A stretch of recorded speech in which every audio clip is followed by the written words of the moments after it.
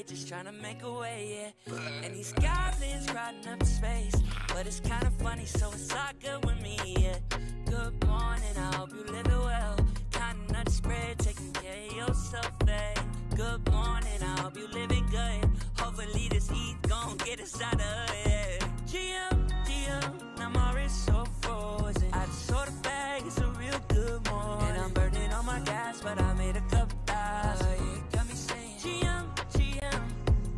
GM, now my wrist so frozen. I just saw the bag, it's a real good morning. And I'm burning on my gas, but I made a couple thousand. Yeah, got me saying GM, good morning, I hope you make a place in a bear market. All right, welcome back to NFT Live. We are bringing you the latest non-fungible token news from around the industry. I have two great individuals, great leaders here in the space with me. Back from NFT NYC. They are alive. They have recharged, recovered, do whatever they have to do. And I'm going to hear a lot of FOMO stories here in just about 2 seconds. So really excited to have Ronin and Doc Gables here in the house, man. I'm going to start with Ronin, and we're going to go to Gabe. Ronin, how you doing today, my man? Dude, I'm doing good. I feel semi-recharged. I don't know about Doc Gables, but yeah, still trying to recharge. Thankfully, no signs of COVID yet, so I did not get the and yeah, but I just probably need a little bit more sleep, dude. It was a long week, but it was a lot of fun. Just like last year, some really cool networking, some cool events. Shout out to Gift Dead, Rich, and the Nifty Castle team. They put together an excellent location that had lots of activations and food and panels and all types of really cool stuff. We had an after party that went just kind of randomly, like Tuesday night. We did it Wednesday and Thursday, and tons of people came through. And it was cool, man. It was a lot of fun. Heck yeah, I'm not yet recovered either. I need more sleep. I did manage to avoid the super spreader event that was NFT NYC so far. So no COVID symptoms so far, testing negative. We will see. I am still exhausted. I think I walked 11 miles on Sunday. I stayed a little after the conference because I missed some of the early week, wanted to powwow with my team. I don't think I've walked that far in 10 years. So there's that. It's a great city to do some walking in, though. Lots of cool events. I did get to check out things later in the week, though. Yeah, we're going to hit Ape Fest. We're going to hit a lot of different projects that held different events. We're going to get your guys' take on that. I'm going to pull up some Nifty Castle stuff, too. I liked what GIF was doing. Gabe, you were selling me on Las Vegas, man. Like, Vegas, I feel like, is going to be a perfect area for NFT conferences because literally you get probably 1,000 of us in one spot as opposed to NYC. Yeah. It's like, let's fit 25 people in here and be completely packed. I'm surprised that we haven't had one yet. And being in crypto and blockchain for so many years, back in 2017, 2018, we had 3 or 4 crypto conferences, even within like a 6-month window during some seasons in that bull market. But yet nothing here yet. We did have one on the calendar for March, got canceled. And all the rumors right now seem to be pointing at the idea that the next Ape Fest will be in Vegas, which will be great. Yeah, this is a great city for it. I'll play tour guide to all of the NFT Live fam and show you all the secret spots. I got the hot Vegas alpha, everybody. I cannot wait. Ronan, I'm pulling this up, man. Dude, yeah, that was the last night that we were there. As you can see, we're having a good time. This was at like legit like 3 o'clock in the morning. We had so many people come through. You can see GIF and Jordy and Tracy and Drew and G was back there in the middle. Yellow Cap was Liba. We met her there. Katrina Cat, who a lot of people know from the community. Manny Lynx is there, dude. We had so many people in the community. Sabet's back there in the background, and man, it was just a lot of fun, and you can see the vibe was like there. Those beanbags were not all thrown there in the middle the whole week, but they were on the other side and spread out, and it was really kind of like a comfy spot where you could sit and have a conversation on a like kind of like a lower stage, and everybody was engaged, whether they were like sitting or whatever. I think the best conversations were had there for sure. Absolutely, man. I'm going to get us started here on the episode. We are going to stay in like NFT NYC talk. I do want to hear about what events you guys went to, what project you thought did well. Ape Fest, of course, happened, and it was definitely the talk of New York City as far as NFTs were concerned. But we'll get into the episode, guys. If you are here for your first time, this is NFT Live. We're taking beautiful people and talking about NFTs each week. We're going to move to Monday, Wednesday, Friday next week, so that's going to be a big move for the show. Can't wait to like bring you guys. I feel like the news on a 3-day basis during the week is going to be a lot better. I can't wait to do that. I feel like we're on Tuesday. Sometimes it's like everything happened and we didn't get to talk to you on Monday. So we're super excited for that. Definitely leave a like if you are here and you're part of the tribe, OVOT. I'm going to give some quick shout outs here too, guys. Hash Rhymes, Theophiles. I'm probably not saying that name right, but DJ Savage, NFT Addiction Helpline, Crypto Buffalo is in the house as well. Digits, Gabe, I see you there in the chat. Asmodai, Carter, Jacob Gooden, Degens is here for the NFT NYC related ratings change alpha. So he must have seen us behind the scenes before we get started, man. Guys, before we hop into NYC stuff in Ape Fest, do you guys, is there anything else you want to touch on? And I know, Ronin, you were minting some shit late last night, trying to send me the alpha, trying to make me some money. Yeah, man. So the last couple of days, like, I don't know, like I came back from NFT NYC and I think like a lot of people felt really good about like the fact that, hey, you know what, like we're going to be all right. Like, the spirit is there. People are really, they really are building. I talked to a lot of people that were doing a lot of really cool shit and taking the technology forward. Right. So it was inspiring. And so I came home and I don't know, it was, I guess not last night, but the night before, man, I could not sleep to save my life. So I spent the next 24 hours basically degenning. And then the ones that like I kind of jumped into were these like moon, the derivatives of moonbirds, right? Like, or these mixed ones, right? So you had MoonRunners is a big one most people know about that popped really hard. I think it was like Saturday or Sunday night. Moon Turtles was one that popped super hard last night. And then Moon Pepe's launched last night and has done really well overnight. I think it's kind of, the floor is kind of dipping a little bit at the moment, but this is a tweet I put together last night, just kind of my review. And I think that this was kind of a fun conversation for us to talk about because it was like 24 hours in the life of like a degen, right? Like I had my second window pulled up all day yesterday, watching charts, watching what people were buying, like, seeing what people were minting. These are just like some that I picked up last night of the Pepes that I thought were really cool. The art was all done by one guy, right? So it's like, how did I decide to jump into these things? Well, MoonRunners, obviously, like that had started to make a run. A lot of people were talking about it. I started checking out it has all of the Goblin Town vibes.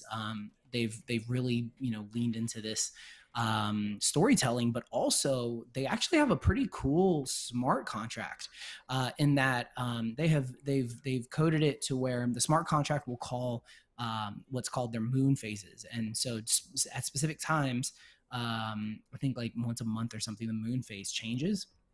So the first moon phase change is actually tonight. I think it's like 10:22 or something PM. And we don't have any idea what happens, but it's like an automatic call that the contract makes. Someone who understands contracts, I'm sure, could jump in there and give you a little more detail about what could take place. But, it's one of those things where this is something that we haven't seen before. It's calling, information from their metadata and should have an update. So that's kind of like, hey, let me jump into this, see what it's about. Last night, they held a Twitter space that the main account basically just played like wolf sounds for a while, and like people were kind of like howling and shit. Is the Goblin Town vibe, right? Except for at one point you start hearing this like jarbled like noise, right? And I'm like, holy shit, that's like a message, right? And it took the people on stage a couple of times hearing it in the background as they were like howling and chatting and stuff to realize like, oh, wait a minute, there's a message being played. And we spent the next 2 hours decoding messages, like these audio messages. And like, we were asking the main account, you had to ask like the right messages. And as that took place over the course of those 2 hours, they were tweeting from the main account who killed a character in the lore. So these are things that like really like draw you in, get a community really ramped up. And I think make for really, fun experiences. So that's kind of like why I jumped into that. So I see 3 moon derivatives here right up on my screen. Are you saying that you made money from each of these mints here? Because the last time All I three. made money on a mint is like, it's been a minute. Are you? Yeah, you just, like we talk about a lot, right? Like you have to decide what you're going to do from the beginning. MoonRunners, I knew had the possibility to like really pop. I think what is going to be the precipice is going to be tonight. Like, I think it'll probably like, continue to go up until that moon phase. And if the moon phase, if that mechanic is something that, the community assumes is lame or doesn't really, get people excited, I see the floor absolutely tanking.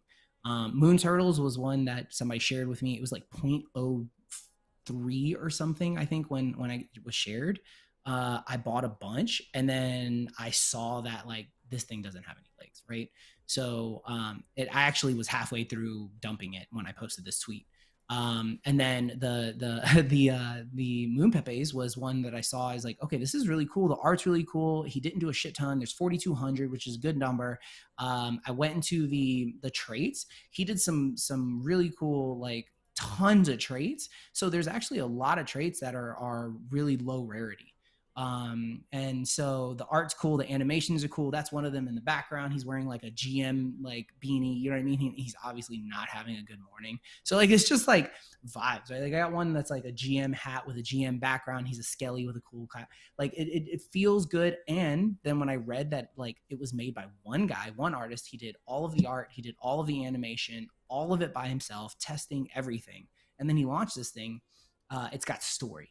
Right. So, you and I, Q, used to talk about this a lot back in the day when, before people were just minting for shits and giggles, that, story can really propel a project. Right. Like if you have a good story to tell, I mean, in the early days, 2.5 years ago, man, I watched someone punch a hole in the wall because they were angry, hang a frame around it, take a picture and sell that NFT for almost $7,000. Why? Because he had a story, because he talked about the emotions he was feeling in the moment that he punched the wall, why he thought about adding the frame, and he built this thing around it. Right. So with that, it was like, okay, I see this artist being one dude, people getting into that, vibing with the art. It's really cool. It's animated. So yeah, so that's kind of why I jumped in. I've been holding. It went from when I posted that tweet, it was 0.06. I think when I shared it with you, I think it went to 0.24. It was 0.22 this morning when I woke up about 7:30. I think it's probably about 0.1 or something now. But yeah, I want to give a quick shout out to the chat. They've got some comments rolling through. Carter saying, "Can't wait to look back a year from now and see what percentage of derivative projects are still around." And then Marty McFly's thing says just kind of the reasoning behind why some of these floors are flying in this environment is because people are bored, really. So I agree with you though. Like if you can tell an actual story and it not just be, hey, we got something on our roadmap, or it's like just not happening, I think you can kind of set yourself apart by doing little small things like telling that narrative. So agree with that. Doc, you minting anything, man? Like, are you minting anything in this environment? I feel like just Marty. Just feeling the FOMO. While Ronin was regaling us with all his victories, all his wins here in the last 24 hours, mad FOMO over here, by the way. I was looking at mint.fun, which here's a little alpha for everybody. It's a way to track current free mints. Well, and some that aren't free, but right now the mutant MoonRunners are minting for free. This is not an endorsement. I haven't looked at the contract or anything, but no, I'm not minting anything. I was about a week ago, right before NYC, minting like every free thing under the sun, none of which have come to fruition. Just lots of lost gas fees right there. But I'm kind of fascinated by the moon derivatives meta. These moon pepes are really well done from a generative art standpoint. So maybe I'll ape in here in the next hour.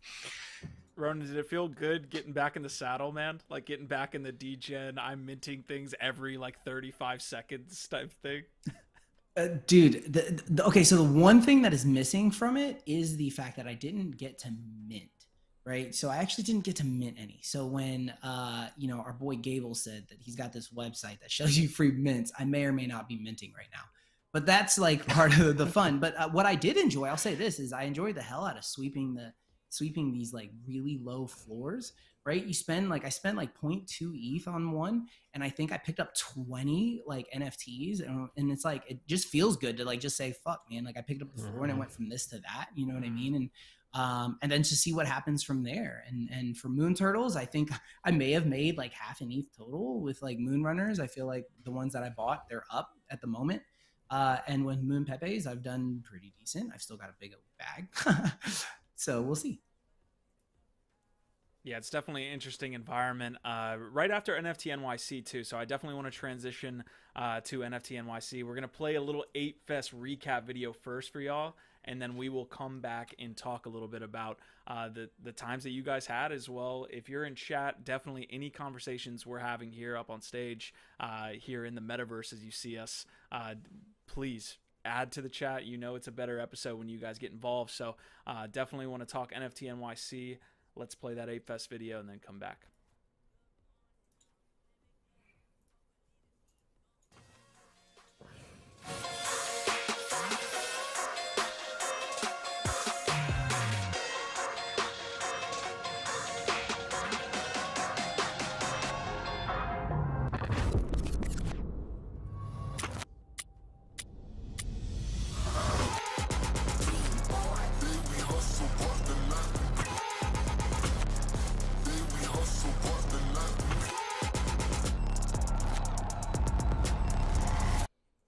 All right, so that video definitely didn't do Ape Fest like all the justice. It's a great video, don't get me wrong, but just seeing it in real time throughout the 4 days, and you know, having Wayne up there, having Eminem and Snoop Dogg come out and debut that song that actually had Bored Apes in the music video, like those are really cool things to watch from afar. But I'll let you guys take over real quick and talk NFT NYC, man.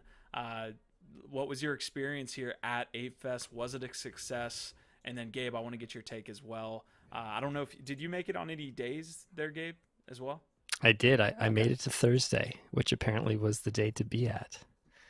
Yeah, day one apes were down and out for sure when they got Amy Schumer. But yeah, Ronin, tell me a little bit about Ape Fest, man, and in your experience there. Was it a success? Yeah, it was really, really cool. I think number one, we got to up like the game when it comes to like, I mean, the acts were like, you know, cool, but like Future, we got Future ready, Lil Baby, we got Lil Baby already, right? Didn't we? And then, dude, we got rugged by Eminem. Like I've never seen Eminem live, so like to like know that he's like there and he's in the house, and to see him and then to have him come out, it's like, oh shit, here we go. We're getting like, and Lil Wayne started the night. So like if you have Lil Wayne like opening the show, who the hell comes next, right? So we assume like the Eminem rumor's right, and then I just happened to be in the right place, right time. I saw him coming in. So I was like, oh, it's happening, right? And then they premiere this video, which is sick. We probably should like you know, while we're chatting at some point, maybe you should download that YouTube video and make it the outro, because it's really freaking dope. I mean, they really did like, you know, the animation justice. And yeah, so like, you know, I just think that they got to up the acts. I think, you know, the venue was really freaking cool. I heard the first day was really, really like a rough time as far as like getting into the venue. I didn't deal with that the, you know, second, third, fourth days.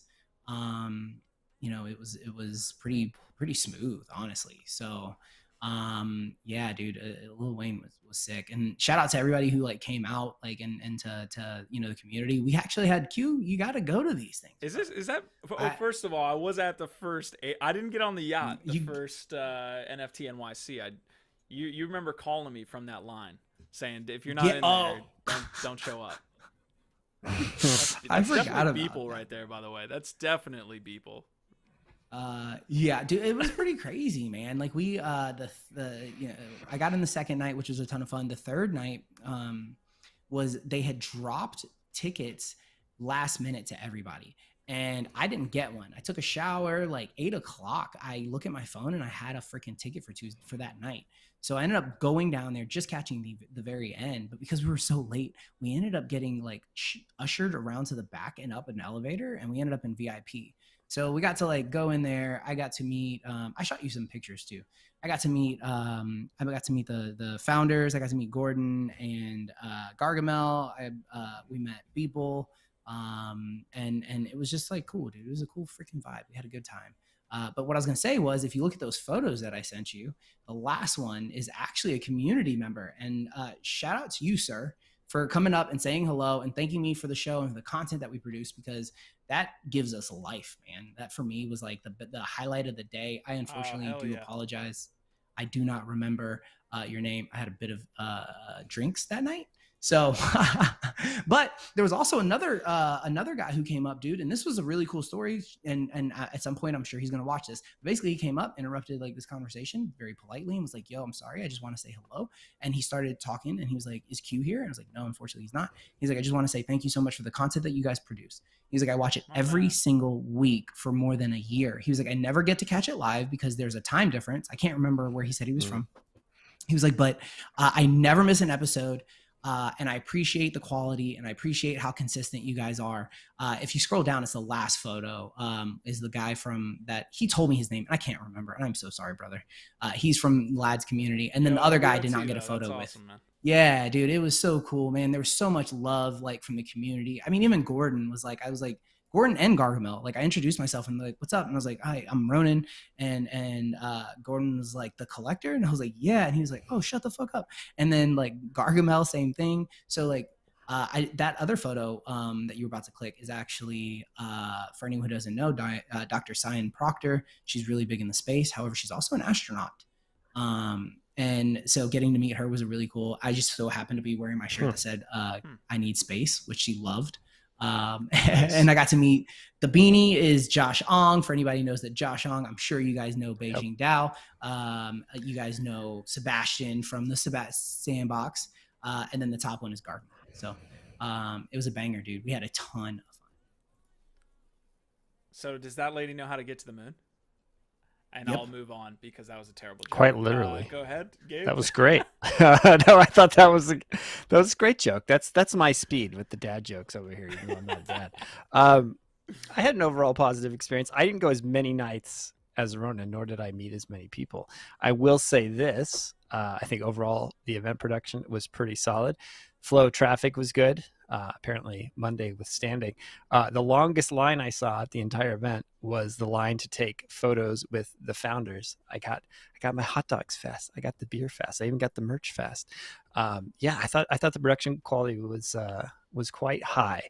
I will say this: hard to please everyone all of the time. I know there were a lot of complaints about artists every night of the week, right? Like the lowest common denominator right there was Snoop and Eminem. And like you said, you felt like he got rugged with M, right? He came out, but he didn't really perform. It was Snoop DJing and then just a little appearance by M. The video premiere was cool. Production quality was super high, kind of impressive. I see someone in the chat saying Snoop didn't really perform. Well, he kind of did. He rapped over most of his own tracks, and then he did a great DJ set that was very New York centric. I'd say it was still a performance, like hybrid MC DJ performance, which was really well done. He knows how to entertain, and that was an entertaining set. I had to leave slightly early to go DJ my own party, or party I was DJing.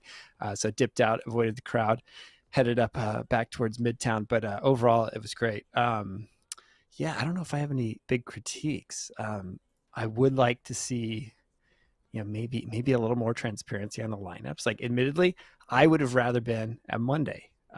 LCD Sound System is one of my favorite bands, and I saw that and I was like, holy shit, I got the ticket for the night that everyone wants, and I want to go see this band that no one seems to give a shit about except me, unfortunately. But overall, I'd give it an A-.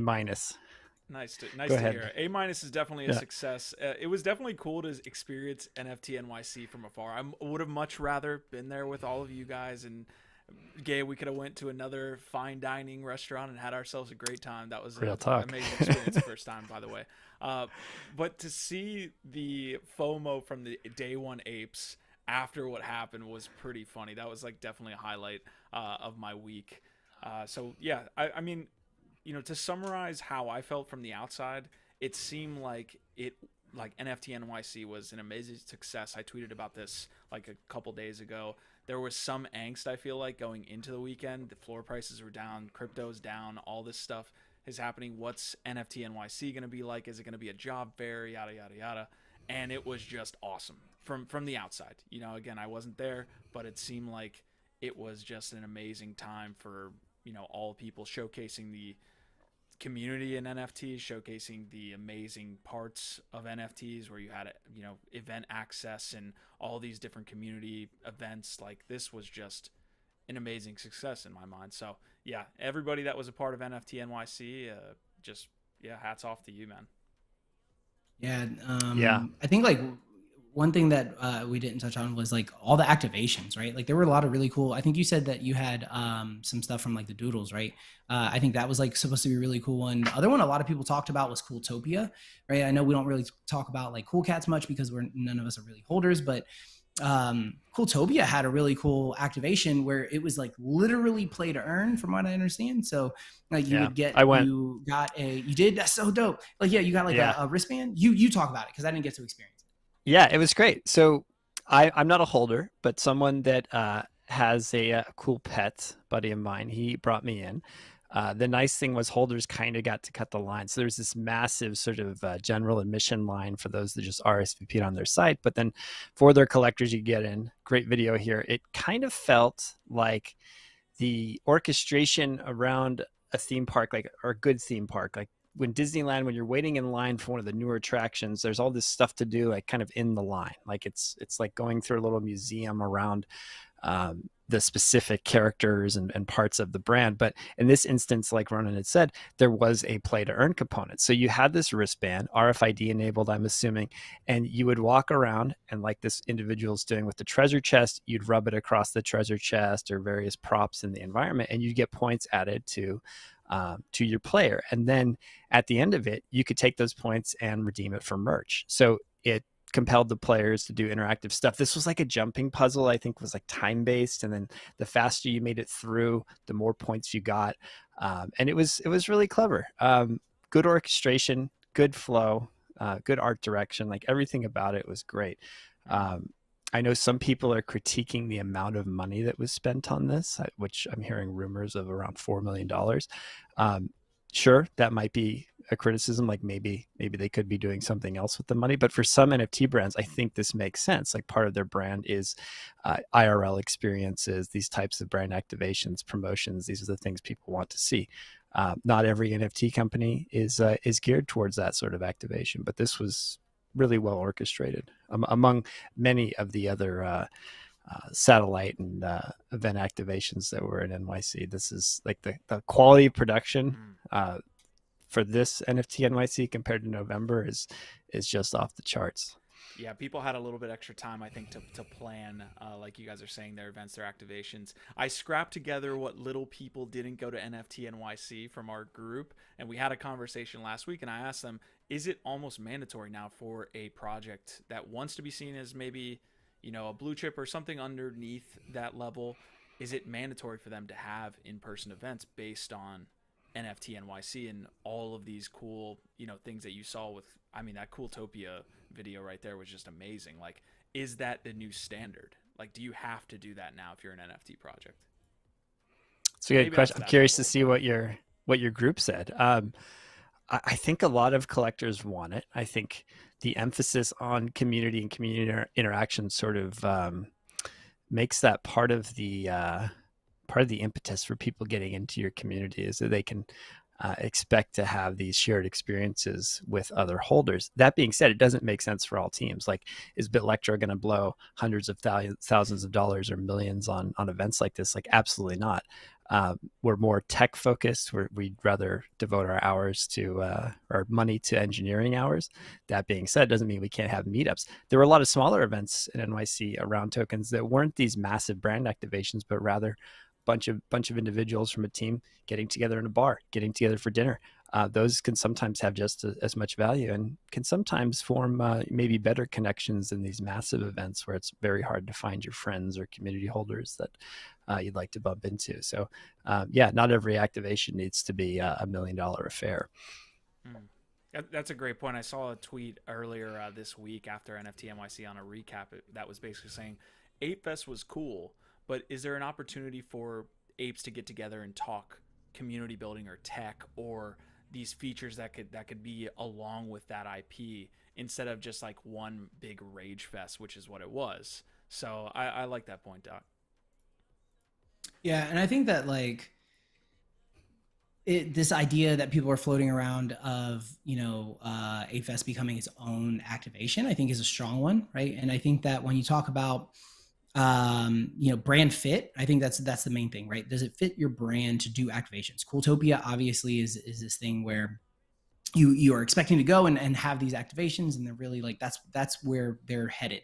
And I think for them, I think for things like Ape Fest, in 5 years, they're not gonna be like NFT events. They're gonna be events that take place for these communities, and then the holders are just gonna gain benefits, right? Like, I think I said this on Twitter that if Ape Fest does dip out and go to Vegas next year and throws their own festival, I could see it being a 2 or 3 day long event where they've got a shit ton of amazing acts for headliners. They've got music all day. They've got activations by other NFT projects, and then any ape holders, VIP +1, open bar, open drinks. But the general public still would have to pay to go. But it's something that they're more marketing towards a massive amount of people versus just the people who are attending these conferences.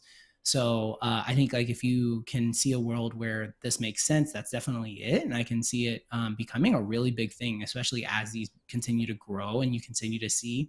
I mean, I would have loved to have known that they were going to do something like this. And I played with the idea of taking my oldest daughter with me to New York. She could hang out with my grandmother, and I totally would have done it. Like I totally would have done it so she could go and experience this really cool place, because it totally like brought out the kid and everybody who attended. So I think there's a lot of power in that. That was the nice thing about the Cooltopia activation is I saw parents with kids in there, and I thought this is cool because this is an environment designed to them.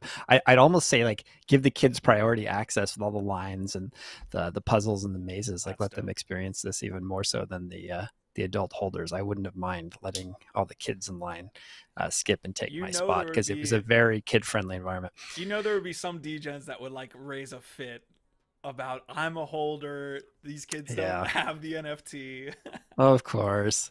Yeah, but like, I mean, come on. Like, yeah, let's if you teach them young. You want to see growth in the space, like let's make this accessible to people of all ages and walks of life. And I will say it was cool that Cooltopia had a reservation system that wasn't just limited to holders, although it was a heck of a line if you didn't have a token to get into it. That's the way it should be. It should be open, but give the holder access. I like that point. I think that both of you made. I'm going to jump into comments real quick. Listen, I got my Mutant Ape jersey today, but I'm also in a green screen, and these are super green jerseys. Really appreciated the MAYC merch, but you guys can't see it, so I'm kind of invisible here. But I'm going to touch on some comments as we go down here. Crypto Mystic is in the house. OG lad here. In the house. Asmodai was asking for the tools you guys use for mint tracking and bulk buys.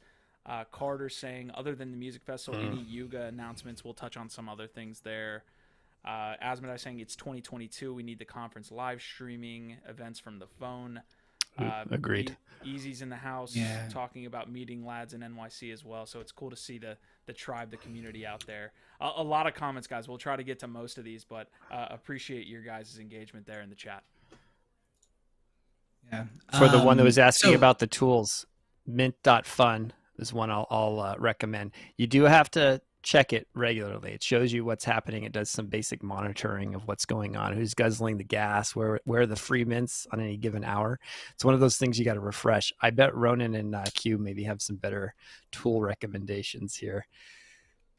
So like the cool thing is that through this whole like 24 hours of degenning, right? Like I actually came across a lot of tools that I didn't use before that I literally like have redone my entire like bookmarks bar so I can like take advantage of these tools. So a couple of them, if you guys are ready, I will start to read these off.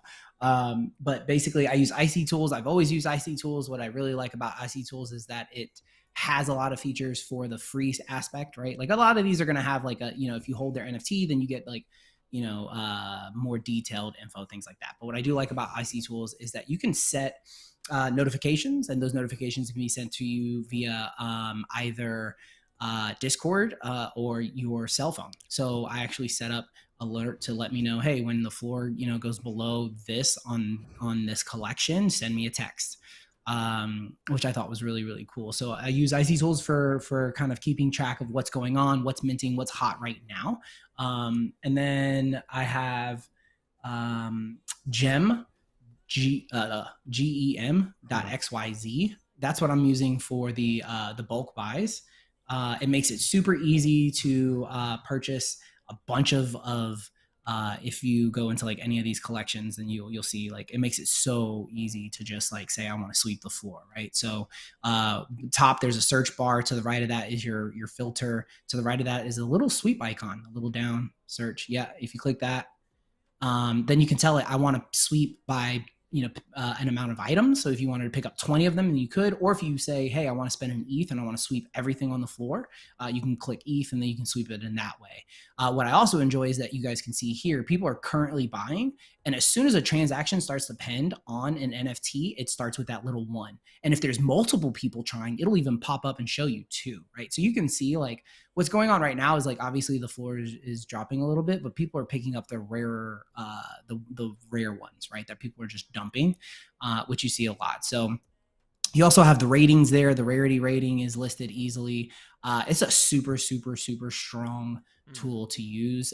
When you bulk buy, it is cutting down your gas tremendously. I think every time I did a bulk buy over the last 24 hours, I was saving anywhere between $30 and $60 in gas, which is really, really cool.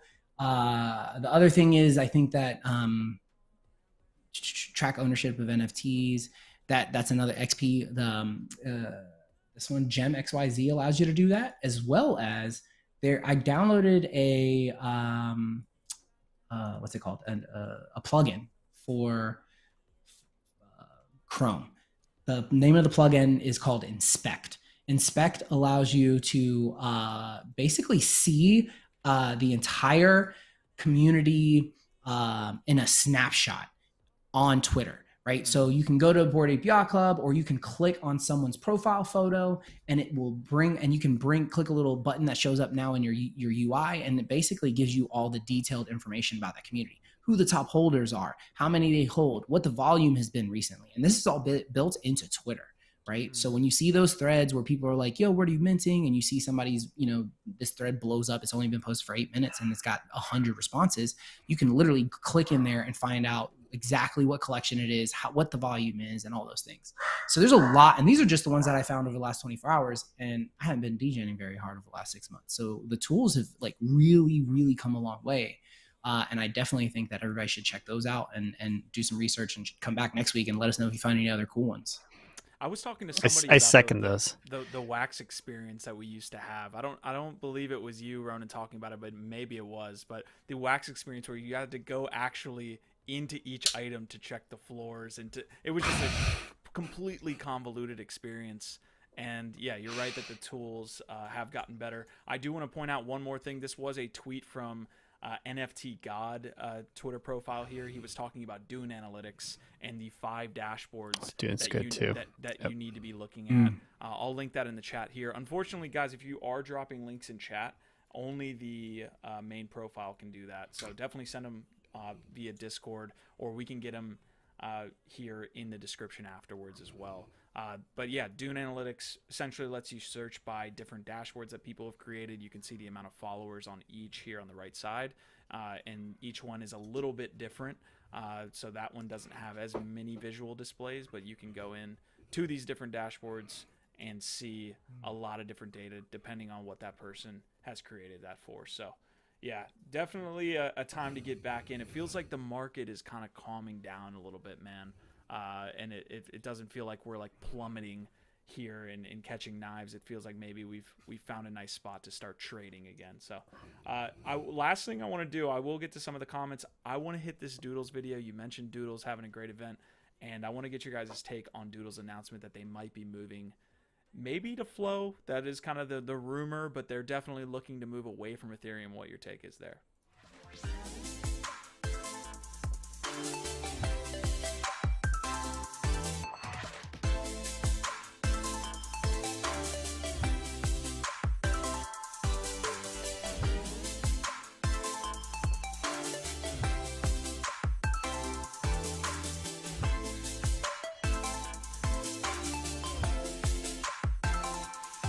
So excited to announce that I will be joining Doodles. The next big product that we have to share is Doodles 2. You're all going to have to welcome the Chainsmokers to the stage.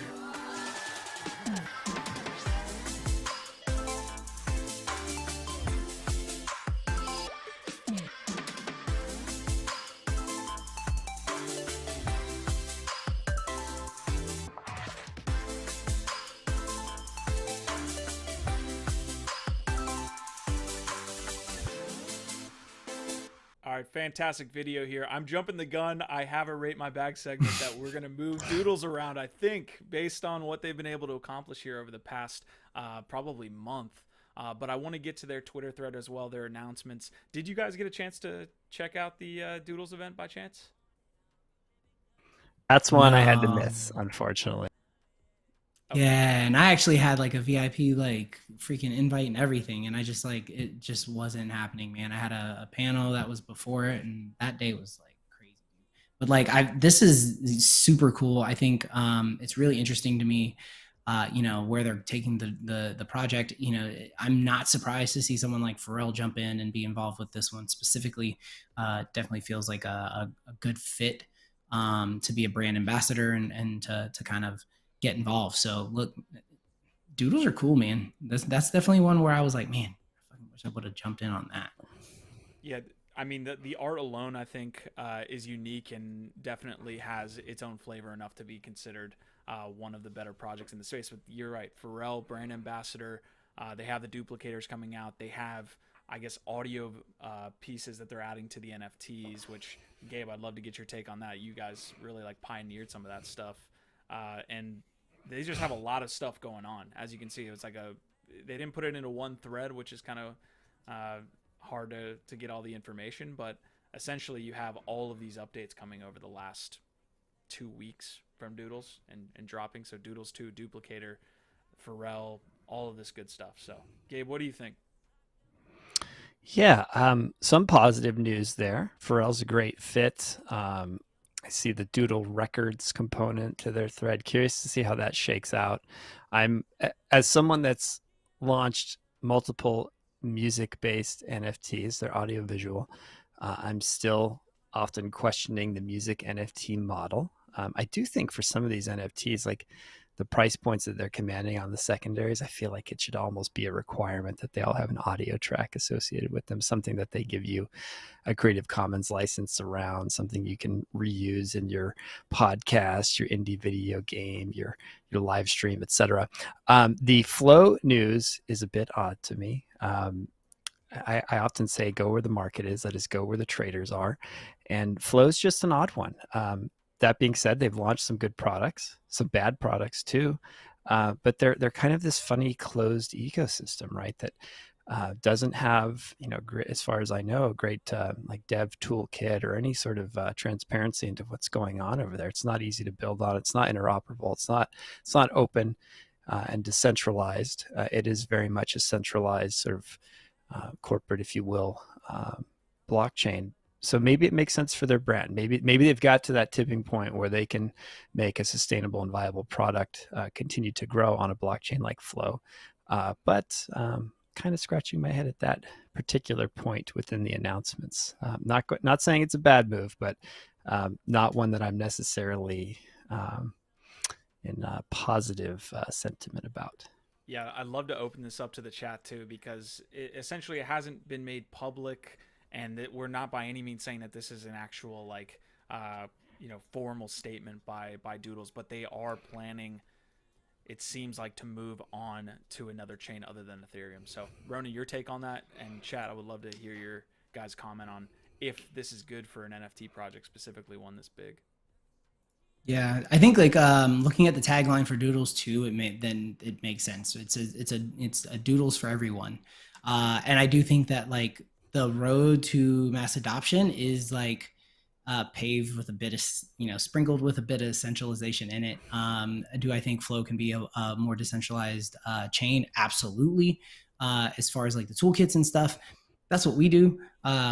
We have a really robust kit that allows for brands to do something. And I think that when you consider how do you get adoption, you break down barriers of entry, right? You got to make this easier for people to get into, make it easy for them to get a wallet to purchase, with fiat versus having to figure out how to get crypto. And the ecosystem does allow for that. Also, when you end up having conversations with a lot of these big companies, the biggest thing they want to ask about is the energy consumption, and they want to know what the footprint conversation is. And when you look at the options, Flow is definitely one that has a low footprint, and when you talk about eco-friendly, quote unquote, right, then it's definitely one that falls in that same vein. So I think it makes sense for any brand that wants to like really reach a lot of people, and the tagline of Doodles 2 being, you know, a doodle for everyone, I think is probably like their idea. And I also think that when you look at activations like they had, you can do a lot of really cool shit with a low friction blockchain for live experiences. It's still the one thing that I really wish like we could break into at my day job, is like I wish we could partner with somebody like Doodles and show them like how easy they could, you know, do some really cool NFT experiences on a chain, you know, like that. So I think it's interesting. I think it'll be something that we see more and more of. You know, brands just don't want to mess with Ethereum, man. And there's a lot of reasons why. And I've got a great use case for a massive brand that totally flopped just based on the fact that people didn't know what the hell they needed to do when they got there, you know? So Gabe, I want to ask you this question here after this comment that I'm pulling from the chat, but Marty McFly saying, I don't like flow at all. Hash Rhymes says the Doodles used to work at Dapper Labs, I think. Looks like Carter's asking, are they moving the existing collection?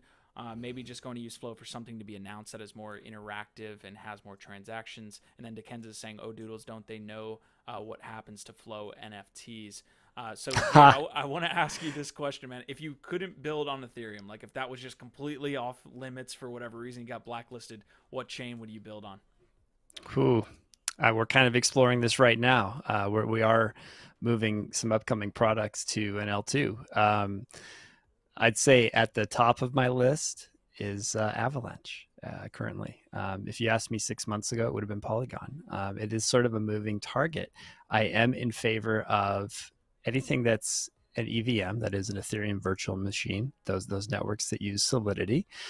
So notice I'm not going to say Solana. You know, Flow doesn't have an RPC as far as, I mean, I don't even know. I haven't looked at their technical documents for whatever's even out there. Do we even know what language they're based in? So yeah, it wouldn't be Flow. I'll tell you that. There's a lot of questions. If you're trying to be eco-friendly, if you're trying to reduce your carbon footprint, there are other options that are Ethereum adjacent. There's still major hurdles, massive friction to onboard new users to those networks. And maybe Dapper has, you know, the secret sauce to get users on. They certainly did with some of their other products, right? Easier fiat on-ramps, not having to jump through exchanges, not having to utilize MetaMask. Those are all great features for enterprise brands that don't want to deal with users having to use a browser-based wallet like MetaMask and the like. So there are benefits there, but for someone like myself, for the products that we're building, you know, we're sort of targeting those users that are already in the ecosystem. So I do acknowledge that at some point we need some more user-friendly ways to onboard brands, and maybe Doodles will be a great step in that direction with a potential move over to Flow. I feel like you definitely need that initial big project to make the jump, as opposed to what Dapper's been able to do is just launch like native projects there. You've got the NFL All Day, you've got NBA Top Shot, but it's funny to see the backlash from Ethereum community people that have been around. I mean, I've had arguments with a guy on Twitter last week that was talking about how Flow is basically front running, or the Dapper Labs team was basically front running and dumping NFTs that they created on the, you know, community and things like this with like an NBA Top Shot, which there's some information out there which can prove some of that. But I think the point that I'm trying to make here is that like people in ETH are used to investing and flipping and making money. None of the Flow projects have really done that, or Dapper Labs in general. I'm holding CryptoKitties that should have value, but because of Dapper's thesis on how they're onboarding people, they don't value scarcity. They don't value these things that a lot of the NFT space is built on right now. So you get this super backlash, like Dapper Labs hasn't made anybody money, which is kind of true. There's not a lot of people that have, unless you sold the top on NBA Top Shot back in the day. That's a good point. I will add to that. I don't think the team behind Top Shot, et cetera, I mean, which is Dapper, but I'm sure, you know, they've got their ties to the NBA, et cetera. Now they've got the UFC Strike, which I've thrown a bit of money at as well. Another questionable Dapper product. I mean, they're not approaching these as investment vehicles, right? Exactly. They are products. They're legally products too. and the buyers need to know they are consuming a product, and there's no supply cap, there's no inflationary cap. Sure, the moments are numbered in the case of NBA Top Shot, but they can just make more moments. So I'm curious to see how something like Doodles migrates. Does this mean they're going to be making more Doodles, or like Doodle Juniors, Doodle Lights? Is it going to be a cap of 10,000 units for migration to Flow blockchain, or are there going to be existing new Doodles pieces of IP? Is that going to dilute the value of the Doodles that are held by the OG users that minted them on Ethereum? I don't know. I don't have the answers to these questions, but their track record doesn't give me a lot of confidence in those points. I think like we have like different conversations about what NFTs are, right? Like you can have NFTs that are PFPs that the assumption is that these things are investment vehicles, right? Like, and then you've got collectibles. And I think that like when you look at how most brands are going to approach the space, it's not going to be in like these like, you know, let's launch a fucking mic drop PFP project and hope that it goes to the moon and make people money. Like we had a really good conversation where it's like you get yourself in a really sticky point when like you're selling a product that like the people who are buying it assume that the price is going to go up. So for me, I think like when we look at like the technology and how it can be applied and how it can be applied on like a wide level and a really big scale, I think that, yeah, you're going to have to have a little centralization mixed in. Otherwise it's just going to continue to be like what it is, you know, like it's the hurdles, are not worth it for most people. And, yeah, we can only play in our little ecosystem for so long. I mean, you can look at the way the market is at the moment. The market is very much just like a bunch of people who are bored, like washing like money in the same, you know, pools for 24, 48 hours before they all move on to the next pool. So yeah. I think the gaming space is really showing us a lot of this too. Axie Infinity, don't even look at those charts when it comes to volume, when it comes to what you're earning doing that. I think there's a great conversation to be had with, are you going to have a game that is mass adopted and played just because it's a good game? Or are you going to try to go down this financialization route? And we see how that played out already. I mean, you have a situation where these games almost die because they're based on an economic structure where people are quitting their job to play Axie Infinity. Well, that's cool, but you really have to continue that Ponzi level if you're going to continue living on that. There has to be another guy that you're passing the buck on to, and when that stops, boom. Yeah, that's a fundamental problem, right? Like the game wasn't good. I like to point out, and I've used this example in lectures and talks that I've given at Web3 groups. I like to point out that digital goods markets are not new. And one of the most pervasive ones that we've seen, and I know both of you have played this game, Counter-Strike Global Offensive skins. And we've seen 6-figure sales for CSGO skins, right? This is a centralized marketplace. The skins are, you know, there's no supply cap on them, although some of the rarer stuff we do know are limited in number. That's a great game. It's still one of the top competitive shooters in the esports world. So consequently, they can release new skins.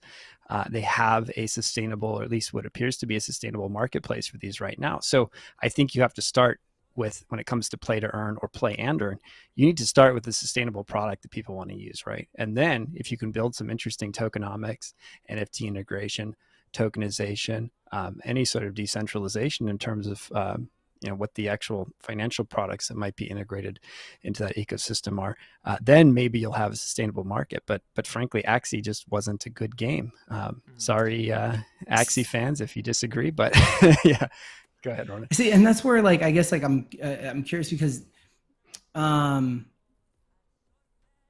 NFTs and gaming intersect, do they have to go that deep, right? Like in my opinion, like all Counter-Strike, all gaming needs is for Counter-Strike skins to actually be like owned, right? Like you actually should be able to own your Counter-Strike skins. You don't own them. If you get banned, they're locked up. If you know, they want to like, you know, whatever, they control those assets, and you say that when you buy them, right? So you're buying something that you literally have no ownership by definition as soon as you log into that website. My thesis is gaming just needs like just a switch. That's it. Like flip the switch from like that you don't own these things to now you own them. That's it. the value for Counter-Strike is because the skins are cool, they're limited in a way, and people who like them will buy them, and then when they're tired of them, they sell them and then buy more skins, right? So like that is an ecosystem to me makes a whole shit ton of sense. And I think that like I want games to stop thinking about the earn part. Just be a game. It's like play and own, right? Like just that's it. The deal with the devil is a good the point. token. The deal with the devil is the token. Like that's where you start getting. Yep, that's why I don't think play to earn will ever be a thing, because you instantly tie it to like this asset that has value outside of it in itself that people are going to control and play with and do whatever they want with. Like you got to take that out. And I think like I'll offer a counter to that though.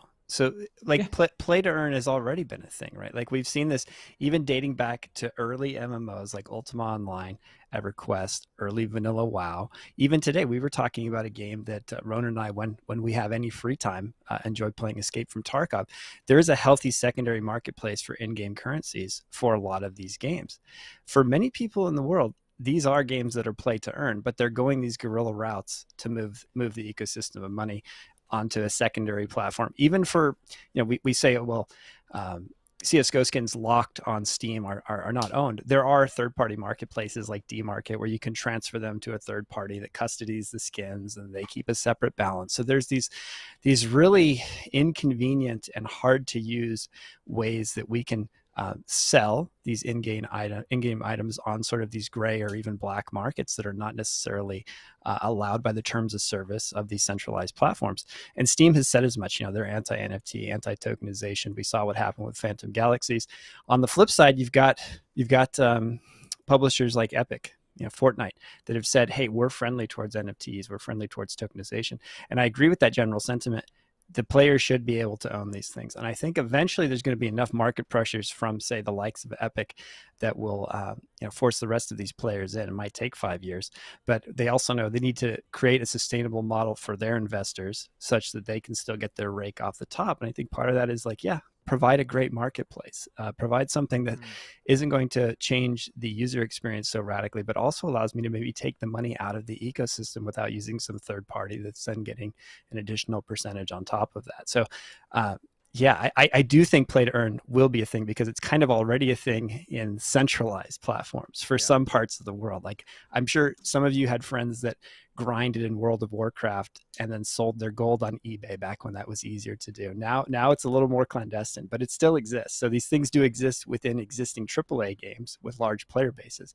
But now the decentralized world of Web3 is struggling to catch up and make viable products that people actually want to play in the P2E space for extended periods of time. So that's my hot take.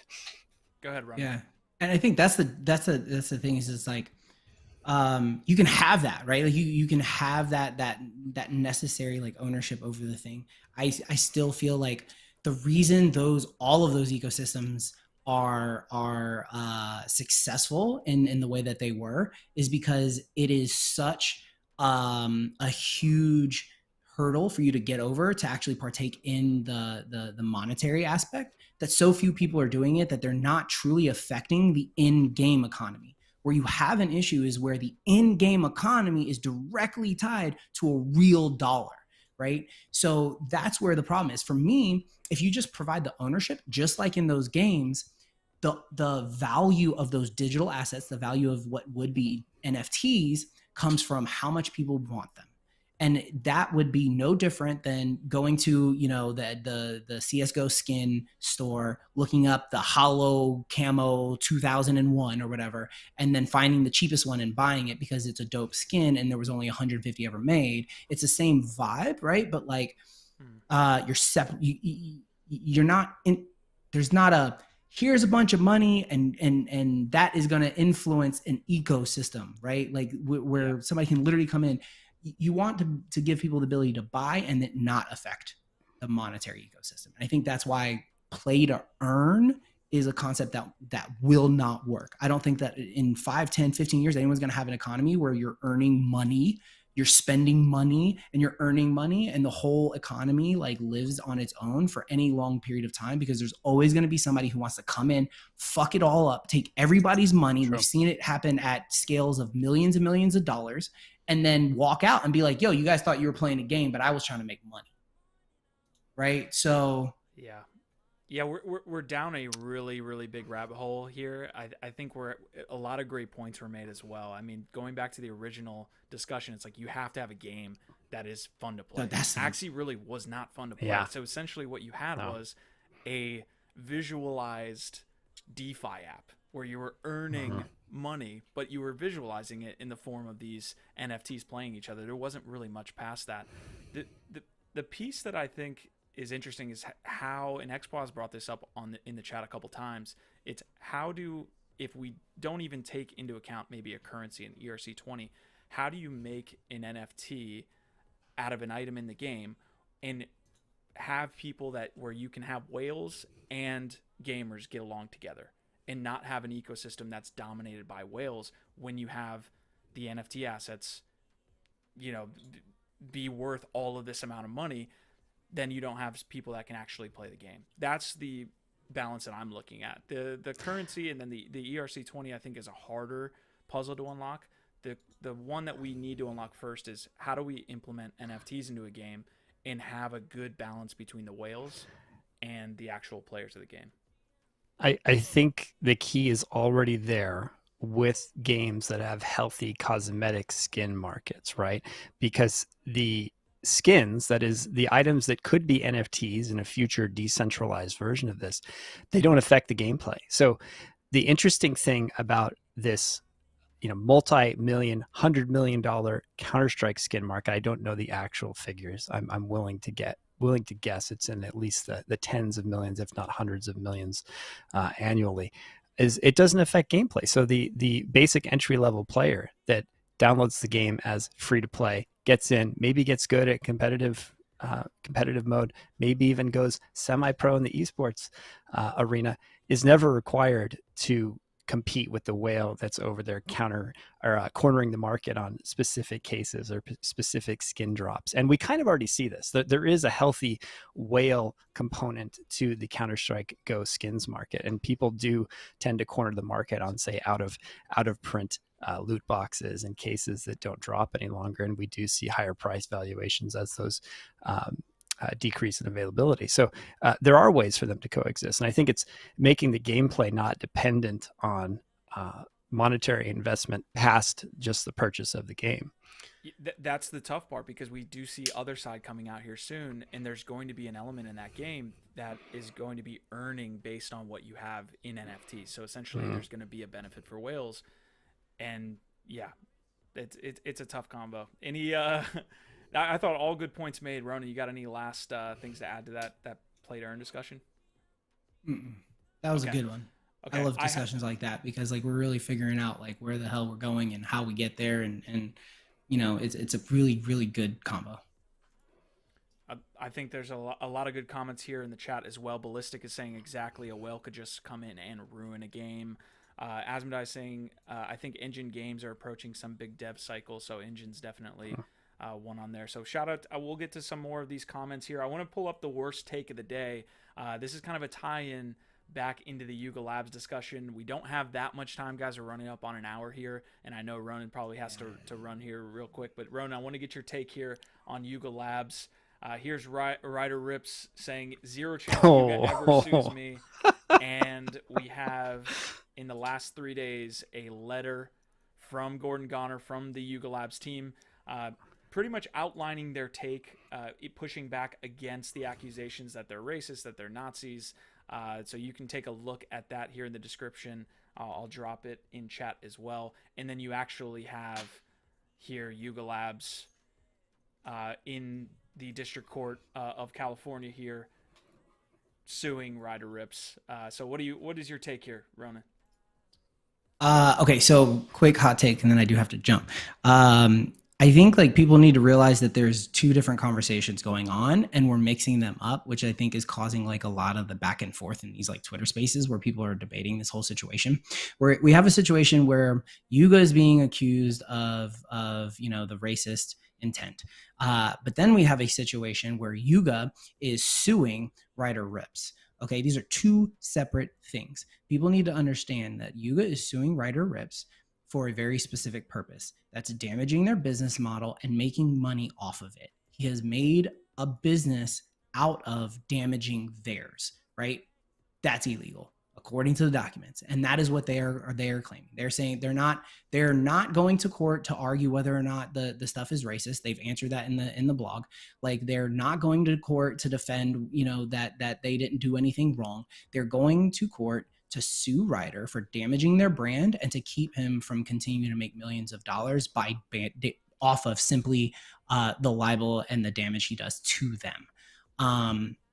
My take is that, like, he did this purposefully. The only proof in any of this that I've seen no proof that, like, Yuga did anything with intent, you know, any ill thing with intent. However, I've seen some people drum up old Ryder Rip's racist posts that were very, like, straight up racist. I've also seen them share chats of Ryder talking about how his entire marketing point was to try to get sued, and that he was going to troll the hell out of somebody so that he would get sued, and that would build, right, this whole thing. So and you can see how people are like, you've got him, and then you've got what's the other guy, Pauly? You got Pauly coming out, creating his personal Twitter and putting all these, like, feel good pictures of him with, like, our military and stuff. And it's like, you know, dude, you still partook in, like, damaging a brand so you could fucking make money. And if you have an argument, anybody can pull up that screenshot of Pauly dumping 22 RBAYCs when it hit 0.1 or whatever ETH floor. Like, they did it with purpose. So that is the conversation that, like, if you want to talk about, like, the lawsuit and why Pauly is being, you know, Pauly and what's his name, Ryder, are being sued, let's talk about that and whether or not that's a reason to be sued. And then if you want to have the conversation about whether or not the art's racist and all this other stuff, then you can have that conversation. But I think, like, mixing the two is really damaging to the convo, because they are two separate things. In my opinion, the whole Ryder Rip's argument for creating RBAYC, actually kind of a cool thought, right? We're living in this decentralized world where he created NFTs. His point is that the NFT itself is not the image. The NFT itself is that token. And so his token just so happens to point to the Bored Ape Yacht Club token.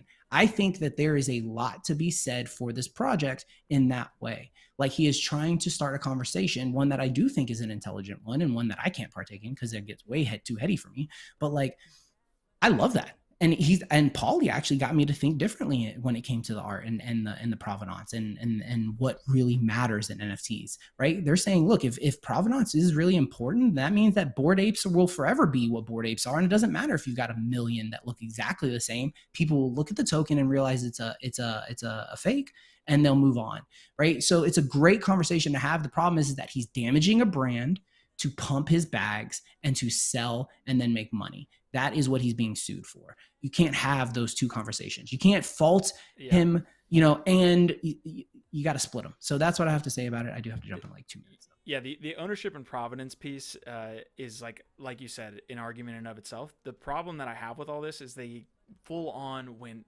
head over heels saying that Bored Ape was racist, Bored Ape was Nazis, all this stuff, and then they went and created the same project with the same like attributes and traits as the one that they were just condemning, which, like, throws me through a mental loop of what if you were going so hard that these people were being, you know, they had all of these things planned out right before, and they have these Nazi and you know, racist kind of thoughts when they put together this project, then why go and create the project that has the same traits and attributes?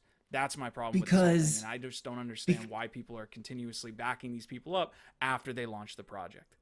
Like, because Ryder Rips wrote that stupid blog, nobody gave a shit, and then he met Pauly, and Pauly was like, yo, you just need to convince people that, like, this actually means something, right? And then you can make money. So what you need to do is you need to stir up a bunch of shit, and then what you need to do is have a conversation about provenance. And let's talk about where I come from. Pauly comes from a place where he actually wants to have a conversation about the art and has to have a conversation about provenance and have a conversation. He brought the idea that made Ryder and him money, right? So they saw an opportunity. And dude, I literally, like, saw it taking place. I was in Twitter Spaces when freaking Ryder Rip started showing up in Pauly's rooms, and they started vibing together. So, like, I literally think that's what took place. Like, they came together in the background, and you know, Pauly was like, yo, if you use this whole excuse of, like, provenance, let's, like, then throw this shit on the fire, and you get you get what you get, right? You get 2,000, 23,000, 4,000 ETH. Which volume. is fine, and they made the money, but just know that your reputation. And this is what's crazy to me is that people don't then question the whole reputation behind the person who put together the blog. Yeah. When they launch a product based on the racist traits that they already just talked about, that's the point. That should be out the window. The provenance and ownership piece, okay, I get it. Like maybe you can create an NFT project and have it be based on the original IP because of all the reasons that you laid out, but the reputation and the credibility of the people who put together that blog post should immediately be removed once they launch the project. And they're still backing it up. There still stands for this rider guy. I don't know, Gabe, what do you got? Yeah, I agree with most of what's been said here. I think bottom line is Ryder's building his own personal brand. And we've seen this with his past exploits, right? Like everyone's forgetting he tried this with the punks too, right? The funks. He was one of the purveyors of this stuff and the promoters of such. Made some money there. He's got a pretty questionable background when it comes to his exploits in the conventional art world. I think he's here to make some money, make a name for himself, and he's doing it in the noisiest way possible. So he pivots from Bored Ape Yacht Club is a racist bit of IP created by a group of racist anti-Semites, and then he goes on to make this strange copycat collection. And I agree, the conversation around the provenance of NFTs, the debate as to whether or not it's the assets or the art versus the token is an interesting conversation. I fundamentally don't think Ryder gives a damn about that conversation. He's interested in building his own brand. Regarding the allegations, we all know that stuff's crap. I read his site back in April. I watched the video last night just to be caught up. It's just a series of formal fallacies, some real loose premises, some interesting coincidences. And then again, just consider the source. He's known to be problematic at best. He has his own history of racist and problematic. Even he's got a lot of skeletons in the closet. I won't go down the laundry list. I'm not even going to bring up the other topics, but not the most credible source. We're kind of in Alex Jones territory with all of this. And heavy is the head that wears the crown. That is Yuga Labs, right? They're the biggest target in the space. They're going to have the most vitriol thrown at them. And there's a lot of people both in Web3 and outside of Web3 that want these big brands to fail. Either they're not a fan of NFTs. If you go look at the comments on the video that was been circulating the last few days, it's not Web3 people that are agreeing with this conspiracy. There are pockets within NFT Twitter that I'm seeing comments from here and there, but I think most people that have been in this space realize the allegations are just completely absurd. I hope this quickly gets resolved. I hope the tirades against Yuga stop. And I'm not the biggest Yuga fanboy. I mean, I did go to Ape Fest. I have been in that ecosystem for some time, but they're not without critique. But I do also generally ascribe to the idea that high tides raise all boats, and I do think we need to help protect even these larger pieces of IP and these larger brands from frankly just completely false and egregious accusations like the ones Ryder's spitting. Guys, I'm going to get to the chat here real quick. I'm going to let Ronin go. Ronin, I want your last take there, and we're going to end it on a positive note too here with this video. So tell us what's happening in this video. And then dude. This was the coolest moment of NFT NYC for me. Real quick, I'll just finish that, and I'll say Easy said it perfectly, which is to really have a conversation, you didn't need to copy a project. And as far as like the clip that you just showed, if you want to play it, I can go with what's happening. For anybody who doesn't know, that's Sabet. Sabet is a huge artist in the space. Yes, I am crying.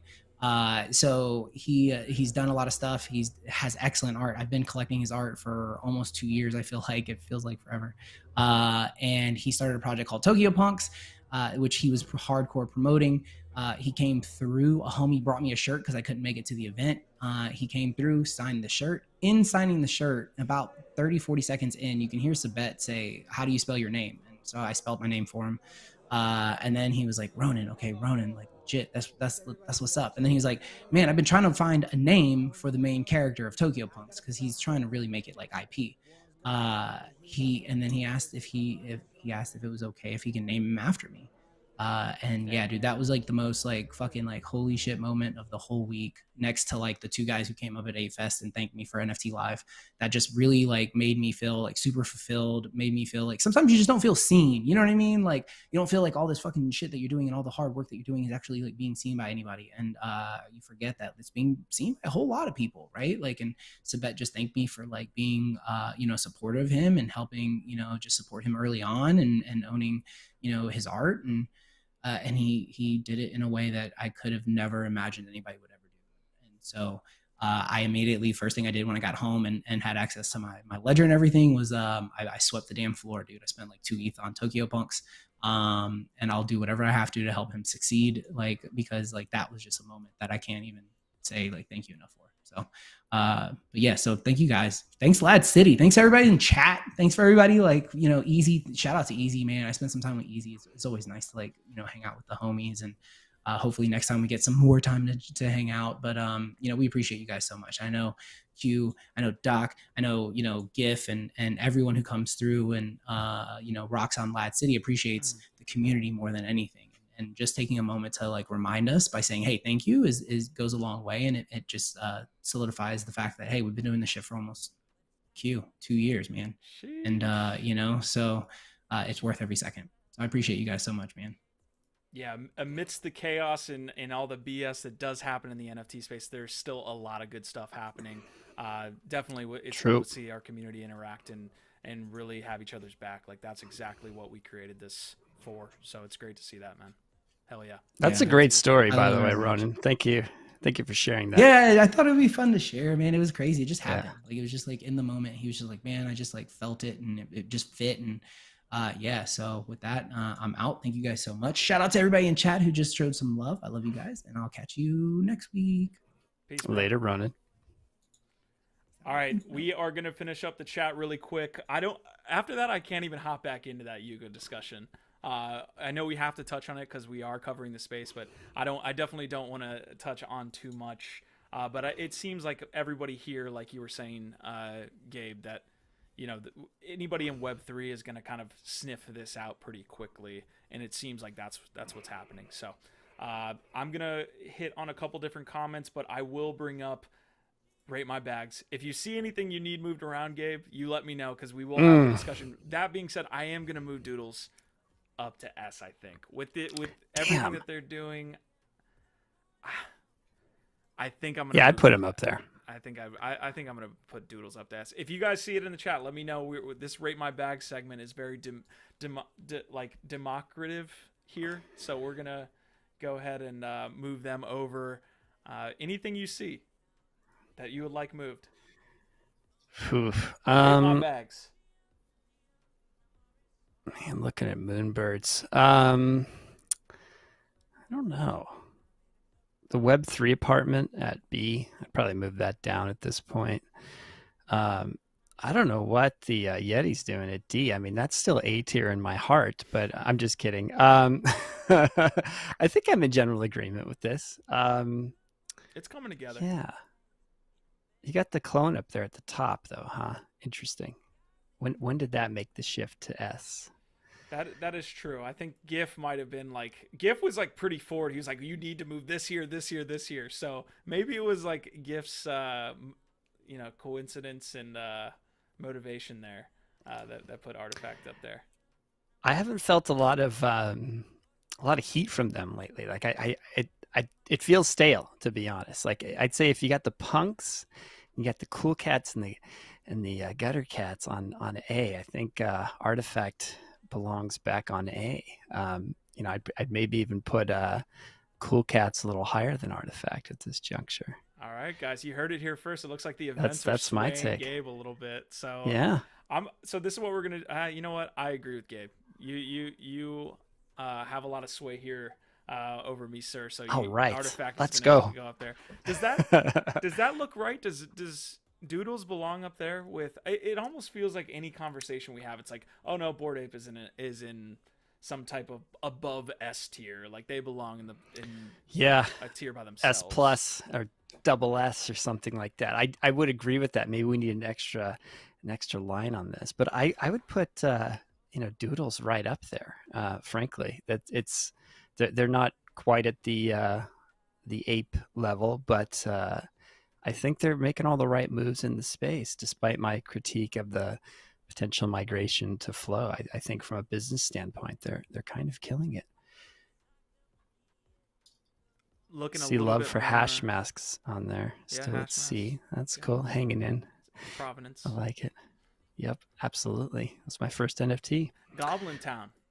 What do you think?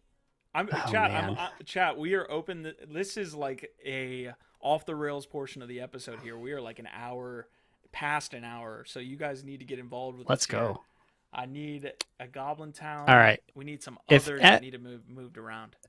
Let's swap MFers and Goblin Town. Okay. I don't. What Sartoshi just dipped. He did a big cash grab. He launched another NFT, then deleted his Twitter. Right. Unless something's changed. And Goblin Town, we know who they are. Now it's a Docs team. They had a pretty cool project. Prior to that, the Truth Illuminati? Gabe, I might have to move them down for that video though. The video of the people speaking Goblinese. Yeah, I know it's cringe. The whole thing's been cringe, even since the Twitter Spaces with everyone speaking Goblinese. Not great. Not my favorite look in the space, but I do think they deserve a leg above the MFers, or at least on par at this juncture. Yeah. We're getting comments are coming through now. Easy in Crypto says lols, so he's appreciating the content here. But Edgar saying Punk's got to be S2. No NFT addiction helpline since Punks are S for sure. And Carter saying where's Aku and Icon. So two things here. One, Rate My Bags has been a segment that we've been like messing with for a little while. We don't necessarily have like a description of what each tier is in a sense, or what the kind of ranking system, like we don't have this formal ranking system that says, oh, this is based on Punks being, having Provenance being one of the first. We're kind of just throwing this around. Really, we moved the Punks down when they got acquired by Yuga Labs. That was the impetus for this, although there's an argument to say that they're S tier. So it's not go ahead. I like the subjectivity. I like that GIF can come on one day, bump something up, and then I come on the next week, and I'm like, no, switch that back, Q, switch it back. It just makes it more fun because we don't have a codified rule set. I still think the CryptoPunk should be below the apes. Another thing, Yuga bought the IP rights. I expected to see some activations around the punks in NYC at some of Yuga's events, and there was nothing. And I was thoroughly surprised. That was one of my hot take predictions for Ape Fest, was I bet we see some punk stuff there, and there was not. And it just seems like this piece of IP that they're not doing a whole lot with. I'm sure there's going to be some integrations with Otherside based on the trailer that dropped in April, but right now it feels kind of dormant. Yeah, a couple other comments here. Great pieces coming in. Carter saying need 2 columns, long term and short term. That's a cool update to the Rate My Bags, something that we could do. Easy in Crypto saying I love Rate My Bags. Asmodee saying nearly all PFPs, any non-PFP projects, which brings me to my last point that I was trying to make on that dual kind of point that I was trying to bring up was you guys can add any project as long as it's vetted by us. For the most part, we're not going to add your shield project here that you just launched, but if you guys do have something like an Aku, I'm not familiar with Icon. Should I be familiar with Icon? I don't know what it is either, Q, so maybe we should be familiar, but it's not on my radar. Easy saying Cyberbrokers had one of the dopest parties and so much interaction. One day I think they will be on S. And then we're also getting a VFriends comment, Gabe. No, VFriends should not be on the S tier, and I will make the statement again. This is like has a date on it. This hasn't been updated for at least a month. VFriends was doing some cool, I think this was based on the conference that they had in Minneapolis. So does VFriends remain up here? I don't disagree with an S. I put them on par with Doodles, frankly.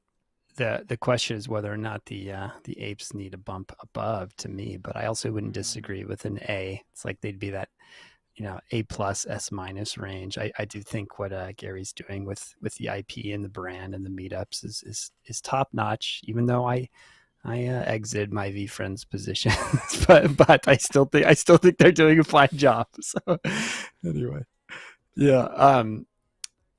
Fluff World is still an interesting one up there. I feel like that's like a vestigial appendage with a high price point on line B. I had to look up because I'd forgotten the name of that project.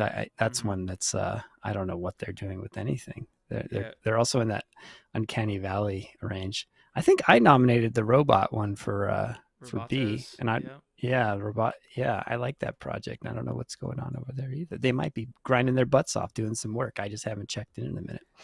I could see VFriends moving just based on the fact. I mean, did they have anything in NFT NYC? Did they have any crazy event? I don't want to say one. Not that I was aware of. Right. Not that I was aware of. But that being said, there were hundreds of events and I missed a lot. So there might have been a cool activation I missed, but I don't think they had any obligation to do anything at NYC after the epic conference that was VCon only a month prior. I hate to be this fickle here. I mean, the NFT space moves fast, and Gary with VFriends could be at an A here, guys. We'll open it up to the chat to see if we can have. Let's get the votes. Yeah, I'm putting up the poll right now. A or B, baby. I'll place my vote as well.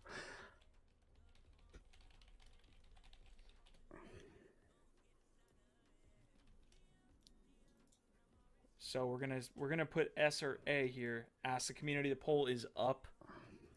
Gonna throw that up. Otherside meta. That's a story we wanted to touch on today. Just didn't have enough time based on all the things that we got caught talking about. But that's July 16th. This is very much in play. Otherdeeds are seeing a big, increase in volume. The floor price is sitting around 3 ETH. I would not be buying, and again, going back to the description of this Rate My Bags, it's not saying these are good investments by any means, because all these have different varying floors. Some are oversold, some are undersold, or underbought. But Otherside, you can't make a distinction here, I think, until we see what happens. I would not be buying Otherdeeds like people are at this point, just based on the supply of land as well as what they need to be considered a success.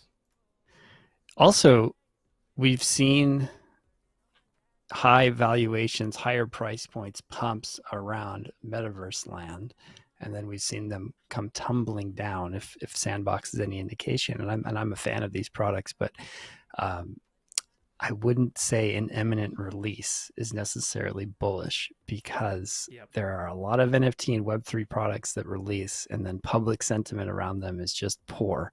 And we also know that no one has yet cracked the code on a metaverse that we all want to use for multiple hours in the day. So I still question Otherside's ability to do that. I bet it'll be really cool. But the question is it the killer metaverse app that we're all going to want to use? I don't know. And the other question is their timeline. You said, I bet it would be really cool, but is it going to be really cool on July 16th? Yeah, right, exactly. The first release. Yeah, it's like there's a lot of good AAA games that I didn't want to play until they were, 3 years down the road. They launch early, they're incomplete, and they've got 50 to 75% of their features and story quests that haven't been fully fleshed out. So this is going to be interesting. I'm excited to play it, but I would not be buying Otherside deeds right now either. All right, guys, it looks like, is the verdict in? We go into A for VFriends? We're going to end the poll here shortly. Get your vote in. We will leave it open for another 30 seconds, then go back to the Rate My Bag segment. Ronin has since left the panel here, but we appreciate you joining NFT Live today, y'all. We are moving to a Monday, Wednesday, Friday segment next week. So that's excited. That's going to be cool. I'm excited too. It's a little bit of an ad, right, to have that extra episode during the week. Creating this content isn't easy, folks, but if you guys show up, it'll be worth it. So Monday, Wednesday, Friday, definitely looking forward to that one. But I'll end the poll here, Gabe. Let's see what we got. This looks like 100%. This looks like a landslide victory. Everyone thinks it's A. Oh man, if we gave him a B option, I bet there would have been a subset that wanted him to drop a couple places. So Yeah, fair enough. A it is. All right, so let me move this along here. So we see V Friends at S. Looks like Gary, you know how fast the fucking NFT space moves, man. You gotta come up with a new update. Also, V Friends 2, isn't there another? Mm-hmm. Yep. The smaller, more refined artwork collection. See now Doodles doesn't even look right being up there. This move, it's like too bored. Got to hit us with the double S rating. It's like how they have like the Yes, you're right. the tranches of mortgage lending. You got like your AAA, your AA. I guess we're just gonna have to spread that into the rate my bag segment, AA, AAA, and then maybe the ape is the original Bored Ape is AAA, the mutant is AA, or excuse me, triple S, I guess S. Yeah, I think with the doodles. We're Perhaps. adding multiple S's. Getting too granular. Anyway, we're just overcomplicating things. It's a fun exercise. Oversimplifying to overcomplicating real quick. Yep. I think we're okay here. I'm gonna push back on the CryptoPunks a little bit. Just with the, I get that they are one of the original OGs, very much the Bitcoin-esque of the NFT space. But I can't put them up there. There hasn't been enough releases from even now Yuga. You can't even say Larva anymore. They didn't have anything in NFT NYC, which was the same exact thing from October of last year. So they're very much, in a subset of NFTs that aren't interested in doing that, although we'll see what Yuga wants to do. So good points. All right. I think we're good here. I think we can. Any last points here, Gabe? You got on rate my bags before I pull the trigger? No, I think this is good for today. I don't want to disrupt the balance too much because I might make some crazy plays and move a few off the board entirely. But I'll take a more measured approach to this on this Tuesday afternoon. Yeah, who knows? GIF might come back in and have this whole rate my bag segment turned around on its head. So exactly. Yeah. All right, guys. This has been a great time here sitting with y'all talking about the NFT space. Gabe, anything going on with BitLectro this week that you want to kind of hit before we head out of here? Man, we're just recovering from NYC. I think my team participated in a super spreader event. So anyway, but we did release a little trailer last week with some early previews of the platform we're building. Went pretty far on the Twitterverse, good engagement. So it's on the radar, but we're still months out. We're literally building, to use the cliche phrase, but we've got a lot in the pipe. That's awesome, man. It's always good to see you guys building. I saw a lot of photos from Jason as well out there in NFT NYC. So big shout he's out a hustler. to your team. Thank you. Appreciate you, Q. Thanks for having me on. Always love the conversations. You guys are great. All right, y'all. Best content on the YouTubes for Web3. Locked and loaded NFT Live, y'all. Couldn't say it any better myself. We will get up out of here. See y'all tomorrow, Nifty Q, and then we've got NFT Live on Friday as well. Tune in for that. But we will get up out of here. Appreciate you guys.